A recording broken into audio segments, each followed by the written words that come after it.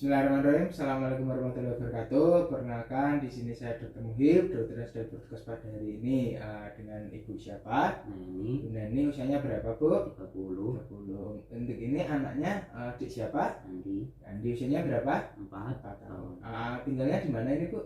Di Jalan Jatisari. Bekerja sebagai apa? Bekerja sebagai IRT. Ada keluhannya apa, Bu? Insya Allah saya bisa membantu. Jadi anak saya demam sekarang. Sejak kapan itu, Bu? 3 hari yang lalu tuh. Bisa diceritakan awalnya bagaimana bisa demam? Jadi awal mulanya tuh anak saya tuh tiba-tiba demam tinggi, tapi hari kedua itu udah sembuh sendiri, lalu hari ketiganya demam lagi tuh. Jadi demamnya ini hilang timbul ya, Bu? Iya. Demam ini disertai menggigil dan berkeringat enggak, Bu?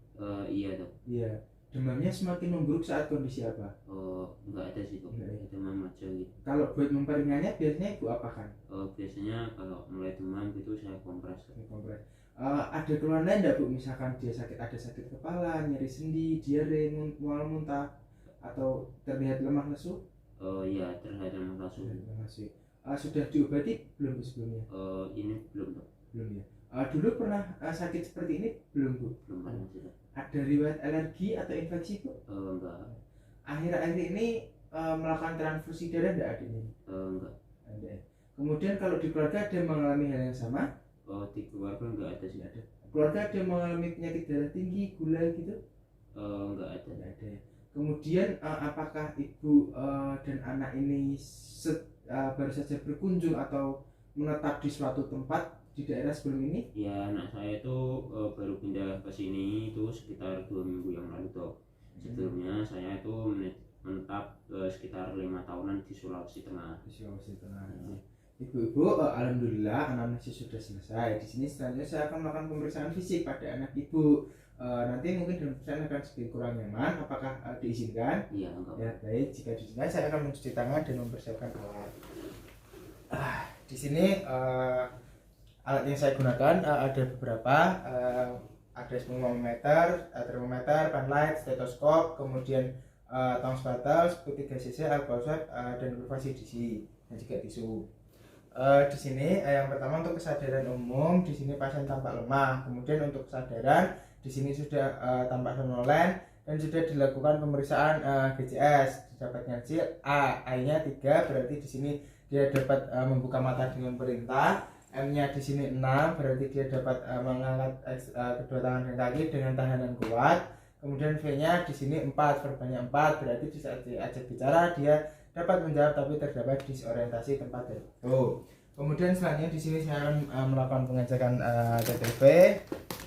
Di sini diukur dan menggali dari tekanan darah dan juga ditambah nadi dan dia ada BB dan TB. Di sini dihitung tekanan darahnya. Di sini didapatkan hasil tekanan darah 110/80 normal. Kemudian nadi diukur, disamakan kanan dan kiri reguler. Kemudian isi tegangan cukup, dihitung selama 1 menit, ditemukan nadi 120 kali per menit, berarti takikardi di atas 120 ya. Kemudian respiratory rate di sini dihitung, bisa menggunakan secara auskultasi selama 1 menit. Di sini dia dapatkan hasil 24 kali per menit, berarti hasil normal. Kemudian suhu diukur pada aksila, ditunggu selama 1 menit. Jika sudah dibuka, di sini hasilnya 40 derajat Celcius, berarti meningkat gris. Demam ya berarti. Kemudian di sini sudah dilakukan pemeriksaan berat badan dan tinggi badan. Didapatkan hasil BB-nya 17 kilo dan tinggi badannya 135 cm. Berarti di sini didapatkan tadi ada takikardi dan juga febris ya dari suhunya. Kemudian di sini untuk interpretasi BB per TB, di sini BB per U-nya ada risiko berat badan berlebih dan TB per U-nya dia tinggi menggunakan WHO. Kemudian selanjutnya adalah pemeriksaan status generalisata. Status generalisata yang pertama kepalanya di sini tidak terdapat massa dan bentuknya mesosefal. Kemudian untuk wajah di sini simetris, tidak terdapat edema. Kemudian untuk mata diperiksa menggunakan penlight Di sini untuk mata terdapat konjungtiva anemis, tidak sklera enterik juga ada, tapi tidak terdapat sekret. Kemudian pada hidung dilihat di sini tidak terdapat pernafasan tubing hidung, tidak terdapat sekret dan juga tidak terdapat banyak deformitas. Kemudian pada telinga di sini tidak terdapat sekret, cerumen juga tidak ada. Untuk mulut di sini dilihat bibir kering ada anemis, tidak ada cyanosis. Untuk leher tidak ada pembesaran kelenjar getah bening, tidak ada pembesaran tiroid dan tidak terdapat otot bantu pernafasan. Selanjutnya di sini saya akan melakukan pemeriksaan toraks paru. Di sini untuk yang pertama inspeksi. Di sini warna kulit sama dengan sekitar, tidak terdapat inflamasi, tidak terdapat massa, diameter AP lebih kecil daripada diameter lateral. Bentuk dada ini dilakukan pada saat duduk tadi. Bentuk dada tidak ada breath, flat chest, proctosefatum, masticarinatum. Tipe pernapasannya ada menotrakal. Kemudian di sini setelah tidur, di sini hemitoraks dextra dan sinistra simetris, ICS normal, sudut aspek costa 90 derajat berarti normal. Kemudian inspeksi dinamis juga dilakukan dari ujung kaki. Di sini tidak ada hemitoraks yang tertinggal. Kemudian palpasi, di sini palpasi, di sini nyeri tekan negatif, tidak terdapat tumor, ICS-nya normal, hemitoraksnya simetris. Dek bilang 77. Di sini untuk tes fremitusnya dia mengeras. Kemudian untuk perkusi, cara mengular, di sini sonor pada seluruh lapang paru ya, dan di sini menentukan batas paru hepar mulai dari CS2 turun ke bawah, sonor sampai ketemu bekak. Di sini berada pada CS6. Kemudian kita lakukan auskultasi pada 6 titik ya, pada 6 titik. Di sini suara dasar paru vesikuler dan tidak terdapat suara tambahan. Kemudian adalah toraks posterior. Di sini posisi duduk berbaring ke sana. Di sini kedua tangannya menjelang seperti ini ya dek. Di sini warna kulit sama dengan sekitar, tidak terdapat jejas, tidak ada bumbu kifosis, skoliosis dan lordosis. Untuk palpasi nanti seperti ini, tidak dapat inspeksi paru normal, hemitoraks posterior di CS 10. Kemudian taktil vermitus pada 4 regio dalam batas normal. Kemudian kita perkusi nanti pada perkusi dalam batas normal, sonor pada seluruh lapang paru, perancangan paru nanti dari CS2 turun ke bawah sampai CS6, minta pasien tarik nafas, kemudian dilanjutkan diukur normalnya itu 5 cm. Kemudian diauskultasi pada 7 regio vesikular pada seluruh lapang paru, tidak ada suara tambahan. Kemudian jantung di sini ictus cordis, dilihat di sini ictus cordis tampak normal. Kemudian untuk sternal lift pakai utenar, di sini hasilnya negatif. Kemudian pulsus epigastrium menggunakan 2 jari, di sini juga negatif. Kemudian pulsus parasternal jari 234 pada ICS 234, di sini juga normal. Kemudian trill meraba pada setiap katup, di sini tidak ada trill. Kemudian perkusi, di sini kita menentukan batas-batas jantung, batas kanan bawah ya, kita mulai dari CS 2, kemudian ke bawah, CS 5 kita ke arah medial sampai ketemu redup. Di sini CS 5 berbatas kanan di bawah jantung, berada pada CS 5 lina parasternal dextra. Kemudian batas dilanjutkan lagi redup sampai ketemu honor. Di sini batas kiri bawah jantung berada pada ICS 5 1 sampai 2 cm lina midclav sinistra. Kemudian naik 1 ICS di ICS 4, di sini dari axillaris anterior ditarik ke arah medial sampai ketemu redup. Kemudian naik 1 ICS lagi dari axillaris anterior ditarik ke medial.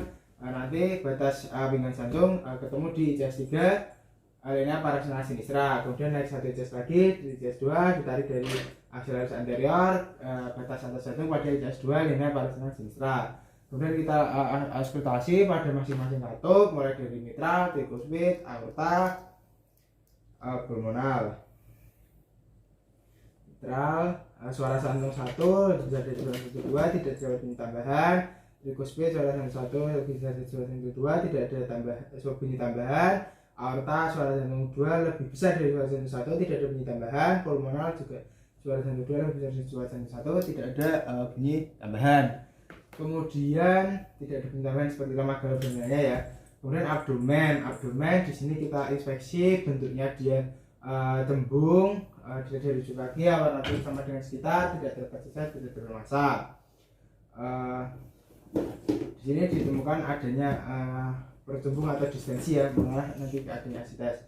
Kemudian kita auskultasi dulu pada 9 regio ya, mulai dari mitochondria dextra sampai nanti berakhir di iliaca dextra. Di sini dihitung frekuensinya juga, frekuensinya 15 kali per menit, berarti normal 5 sampai 35 dan terdengar bunyi peristaltik. Kemudian kita perkusi pada 9 regio mulai dari hipokondria dextra mengular sampai sini timpani dan peka di area truk.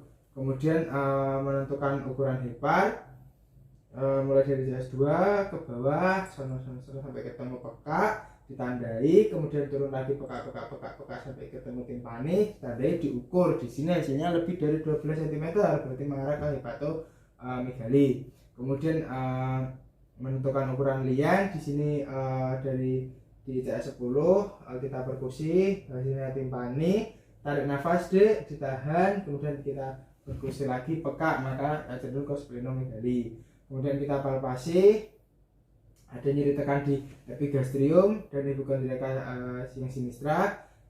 Di sini heparnya dengan cara menyedot seperti ini, di sini heparnya teraba. Kemudian lian kita menggunakan dari Schaffner, kita fiksasi dulu. Di sini teraba di saluran 1, ujung lunak, ujungnya tumpul, nyeri tekan. Kemudian ekstremitas kita cek skor CTR-nya. Di sini kurang dari 2 detik, akralnya di sini terabama dan tampak pucat. Baik Ibu, alhamdulillah itu tadi pemeriksaan fisik sudah selesai. Di sini setelah cuci tangan, di sini saya membutuhkan pemeriksaan penunjang Ibu. Nanti akan dilakukan pemeriksaan darah lengkap dan lainnya. Apakah disetujui? Iya. Ya baik, di sini sudah disetujui. Di sini juga sudah keluar hasilnya. Di sini dari pemeriksaan darah lengkap, di sini ada beberapa yang normal dan di sini tidak normal ya Bu, seperti HB. Di sini ada anemia ringan, kemudian ada eosinofilia di mana ada infeksi parasit, kemudian eritrositnya rendah, MCV-nya normositik, kemudian NCH-nya normokronik, RDW-nya ada anisitosis. Kemudian di sini untuk simpulannya berarti ada anemia normositik, normokronik. Kemudian dari pemeriksaan lapisan darah tebal dan tipis, di sini ada hasil kesannya tampak stadium gametosit plasmodium falciparum berbentuk seperti bulan sabit dan stadium trombosit ringform. Kemudian dari lapisan darah tipis, di sini ada kesan stadium trombosit muda ringform dari plasmodium falciparum. Kemudian untuk tata laksananya Ibu, nanti di sini saya pengobatan malaria falciparum ini nanti menggunakan ACT ya, nanti akan diberikan DHA dan DHP untuk lini pertamanya. Kemudian nanti setelah ini mungkin akan saya tuliskan resep untuk pengobatannya. Nanti itu tadi untuk pengobatannya diberikan selama 3 hari dan mungkin nanti untuk demamnya bisa saya kasih paracetamol seperti biasa ketika demam. Untuk diagnosis penyakit ini adalah anemia hemolytik, et causa, infeksi malaria tropicana. Untuk diagnosis benihnya ada demam dengue, demam tifoid, dan leptospirosis. Untuk edukasinya di sini Bu, malaria ini penyakit akibat gigitan nyamuk yang membawa parasit plasmodium sehingga menyebabkan infeksi. Faktor resikonya ada riwayat malaria sebelumnya, tinggal di daerah yang endemis seperti tadi di Sulawesi itu termasuk daerah endemis ya Ibu. Kemudian biasanya mendapat transfusi darah juga bisa. Kasus ini cukup nanti dirawat jalan saja, minum obat secara teratur agar penyakitnya tidak memberat dan tidak perlu rawat inap. Nanti rutin kontrol ya Bu, bisa di hari ketiga, 7, 14 dan untuk kembali cek lagi. Untuk pencegahannya nanti untuk bisa menghindari gigitan nyamuk dan menggunakan lotion ya Bu, atau saat tidur menggunakan bambu dan menghindari aktivitas di luar pada malam hari. Apakah ada yang ditanyakan lagi Bu? Cukup. Cukup, baik, terima kasih. Wassalamualaikum warahmatullahi wabarakatuh.